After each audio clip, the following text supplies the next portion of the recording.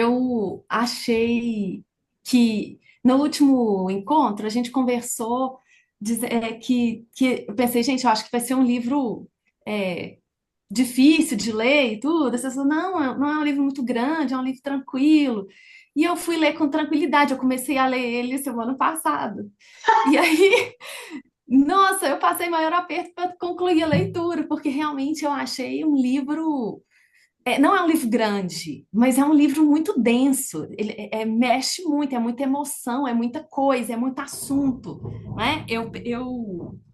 No o início foi muito, são muitos capítulos com uma sequência rápida cronológica. E os últimos capítulos, na realidade, é um tempo relativamente menor da vida dela, mas que muita coisa aconteceu e ela se delonga mais, fala mais, aprofunda mais em alguns assuntos que ela achou interessante em relação à questão da, da posição das pessoas negras, enfim, na profissão dela, enfim.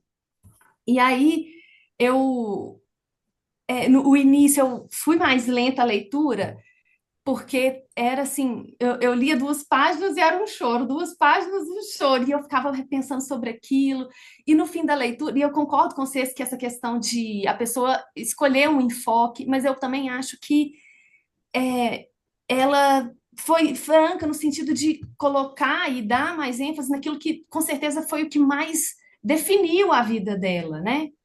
Então, eu penso que o que ela viveu, a questão da violência doméstica, a questão da discriminação, da dificuldade de se posicionar no mercado de trabalho na área que ela escolheu seguir, eu acho que isso tudo provavelmente foram os assuntos que mais tomaram conta dela, né?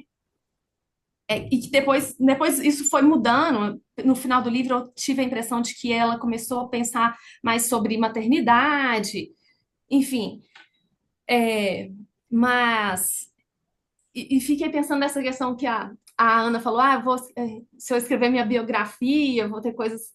E eu fiquei pensando, quando eu terminei de ler o livro dela, eu fiquei pensando, gente, que história cheia de percalços, assim, realmente dar um livro, dar um filme é uma coisa, lógico, porque teve muito sofrimento e às vezes a gente espera isso do ponto de vista de te surpreender, te deixar assim, te subir, né? Te transformar, enfim, te fazer pensar. Então, nesse ponto, eu achei um livro que me fez pensar muito, me impressionou e que foi marcante a leitura. Eu acho que que o maior ganho da vida dela não são nem os prêmios sim, mas ela ter conseguido isso, né?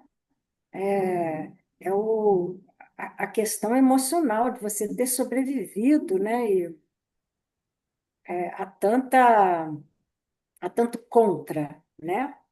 Que é uma coisa que acontece não só na vida, ela é um exemplo do que acontece com milhares de outras pessoas, né?